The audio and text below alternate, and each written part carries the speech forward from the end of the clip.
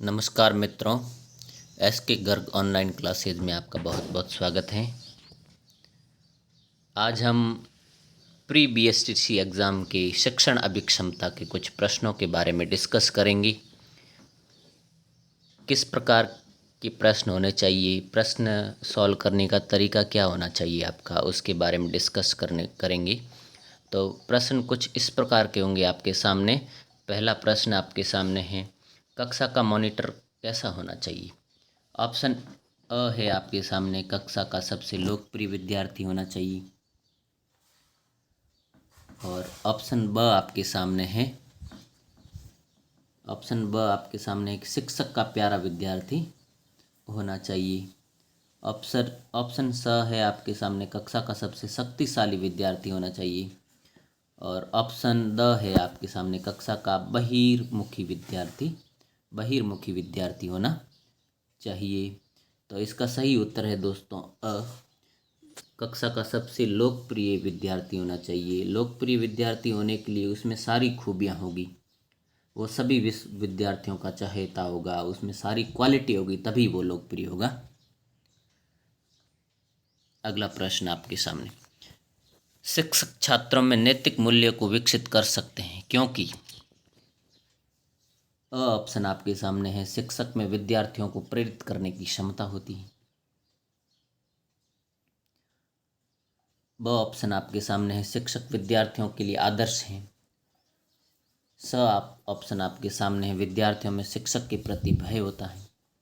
The option आपके सामने है, विद्यार्थी शिक्षक के प्रत्येक निर्देश का पालन करते हैं। तो इसमें शिक्षण अभिक्षमता की एक विशेषता है कि इसमें 3 प्रश्न तो लगभग सही होते हैं, लेकिन जो सबसे ज़्यादा सटीक उत्तर है वो उसका अपन को चयन करना होता है। तो इन ऑप्शन को अगर अपन देखें तो अ ऑप्शन अपन को सबसे सटीक लग रहा है। यानी कि हालांकि बाकी प्रश्न है, बाकी जो ऑप्शन दिए हुए हैं, विकल्प जो दिए हुए हैं, उनमें से काफ़ी हद तक सही हैं, काफ़ी प्रश्न सही हैं, लेकिन जो सटीक उत्तर है वही हमें उत्तर के रूप में चुनना है।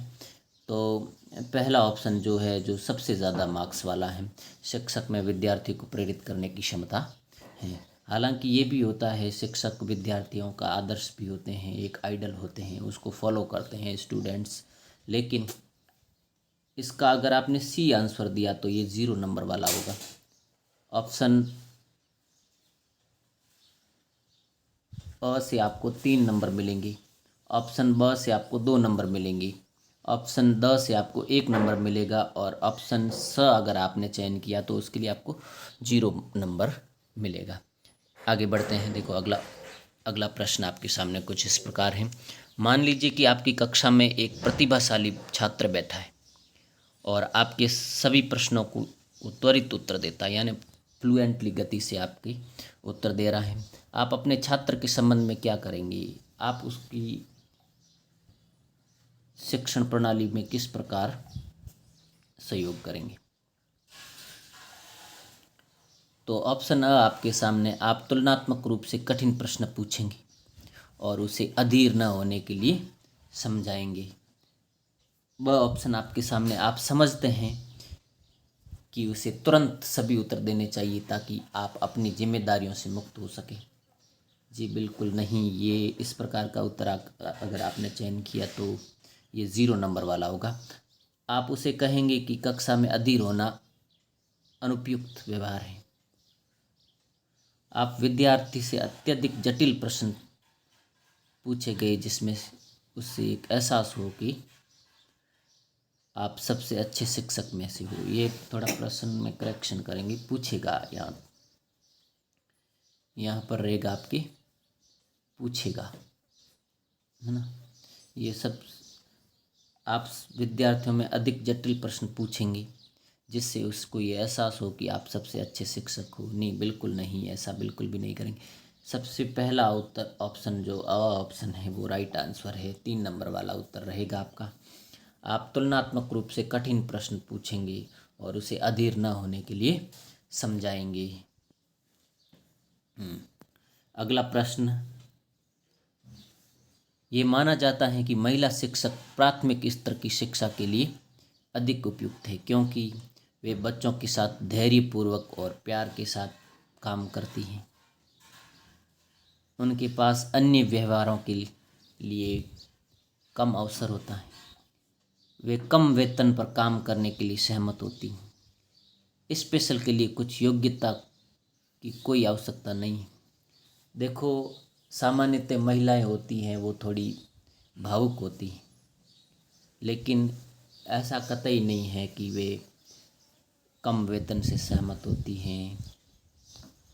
देखो, हाँ, उनमें कुछ क्वालिटीज़ होती हैं, उनके पास अन्य व्यवसाय के लिए कम अवसर होते हैं, जो कि हमारे सामाजिक एक समस्या है। ये स्पेशल के लिए कुछ योग्यता की कोई आवश्यकता नहीं है। ये भी उत्तर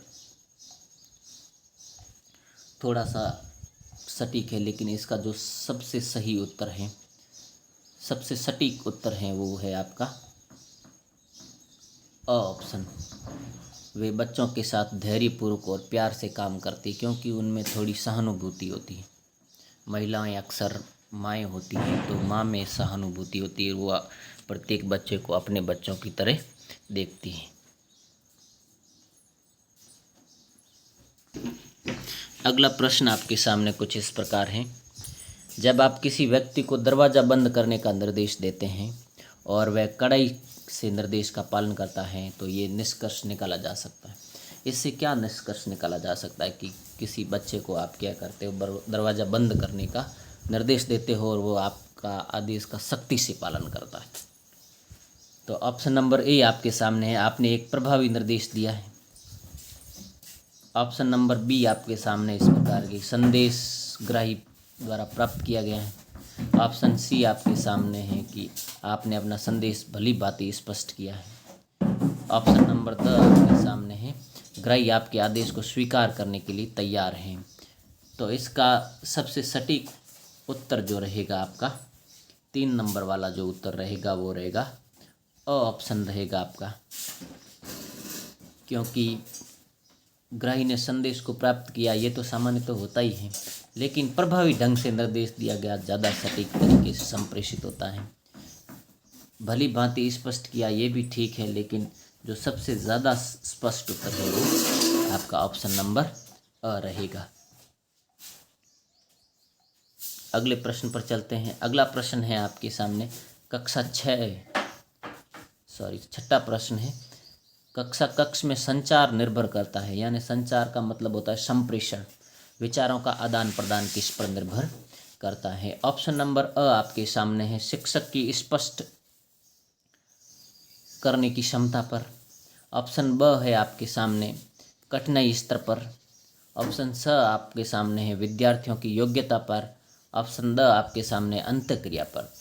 तो सबसे सटीक उत्तर है छात्र और शिक्षक के बीच अंतःक्रिया के माध्यम से क्या होता है, संचार स्पष्ट रूप से होता है। संप्रेषण शिक्षक और छात्र के बीच स्पष्ट रूप से होता है जब अंतःक्रिया अच्छी हो, छात्र शिक्षक के भावों को समझे, शिक्षक छात्र के भावों को समझे, तो शिक्षण अधिक प्रभावी होता है। चलो अगले प्रश्न पर चलते हैं। 7th क्वेश्चन आपके सामने कुछ इस प्रकार है। एक शिक्षक को करना चाहिए, क्या करना चाहिए एक शिक्षक को। ऑप्शन नंबर अ आपके सामने है कि अधिक मात्रा में धन कमाना चाहिए। नहीं, बिल्कुल ऐसा तो किसी भी शैक्षणिक संविधान में नहीं लिखा हुआ है। ऑप्शन नंबर ब आपके सामने है कि छात्रों में शैक्षणिक उत्थान के लिए प्रयास करने चाहिए। बिल्कुल, ये मूल कर्तव्य है एक शिक्षक का। जो शिक्षक का मूल कर्तव्य है कि छात्रों के शैक्षणिक उत्थान के लिए ज़्यादा से ज़्यादा प्रयास करने चाहिए। स ऑप्शन आपके सामने है कि छात्रों के हितों के कार्य करने चाहिए, छात्रों की देखभाल करनी चाहिए।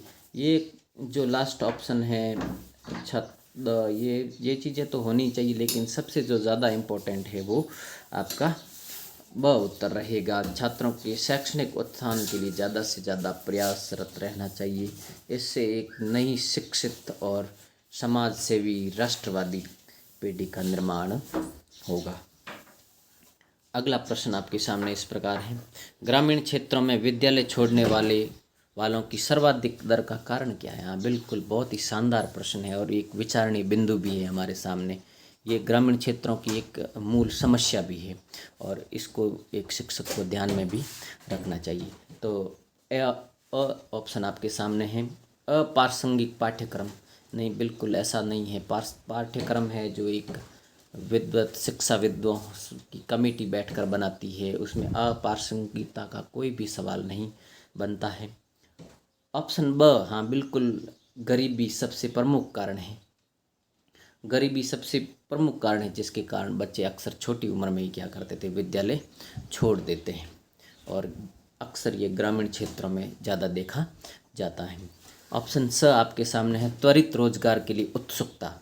हाँ, ये भी एक कारण हो सकता है, लेकिन जो सबसे मूल कारण है वो ये नहीं हो सकता। त्वरित रोजगार की उत्सुकता छात्रों में अक्सर पैसे कमाने का लालच होता है। जब हम भी पढ़ा करते थे तो हमें भी इस प्रकार की लालसा होती थी, लेकिन अब अक्सर परिवार वालों के दबाव से हम ये नहीं करते थे। अगला ऑप्शन है आपके सामने शिक्षकों के साथ अनुपयुक्त पारस्परिक संबंध। ये भी सबसे एक निम्नतम स्तर का कारण हो सकता है, क्योंकि अक्सर कुछ छात्रों और शिक्षकों के बीच पारस्परिक संबंध अच्छे नहीं होते। लेकिन इसका सबसे ज़्यादा जो कारण है, मैं तो मानूंगा कि इसका जो सबसे सटीक आंसर है वो गरीबी है। लेकिन आजकल जो गरीबी वाला मामला थोड़ा कम बैठता है। जो अभी आधुनिक शिक्षा का जो मूल कारण है वो है त्वरित रोजगार प्राप्त करने की उत्सुकता है।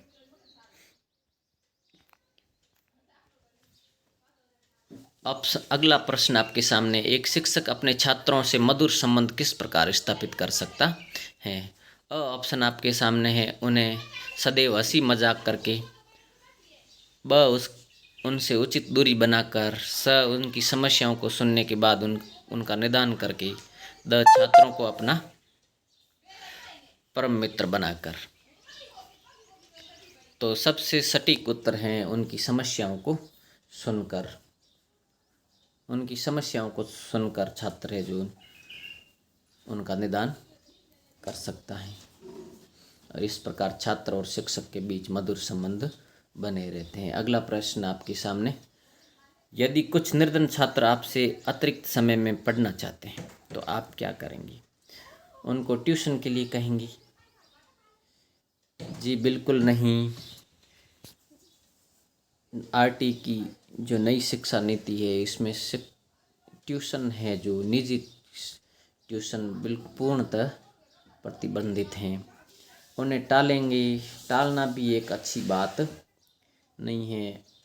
आवश्यकता अनुसार समय समय पर उनकी कठिनाइयों को पूरा करेंगे। बिल्कुल सही उत्तर है। उन्हें किसी अन्य शिक्षक के पास भेजेंगे। ये भी थोड़ा उत्तर सही हो सकता है, लेकिन जो सबसे सटीक उत्तर है वो अपना रहेगा। आवश्यकता के अनुसार समय समय पर उनकी कठिनाइयों को पूरा करेंगे। इसी के साथ ही अपनी आज की क्लास समाप्त हुई। आप सभी से पुनः एक बार रिक्वेस्ट है कि अगर आप चैनल पर नए हैं तो कृपया चैनल को सब्सक्राइब करें। कमेंट बॉक्स में क्लास के लिए अपना कमेंट, अपनी राय ज़रूर दें ताकि हम कुछ परिष्कार इस शिक्षण प्रणाली में कर सकें। धन्यवाद।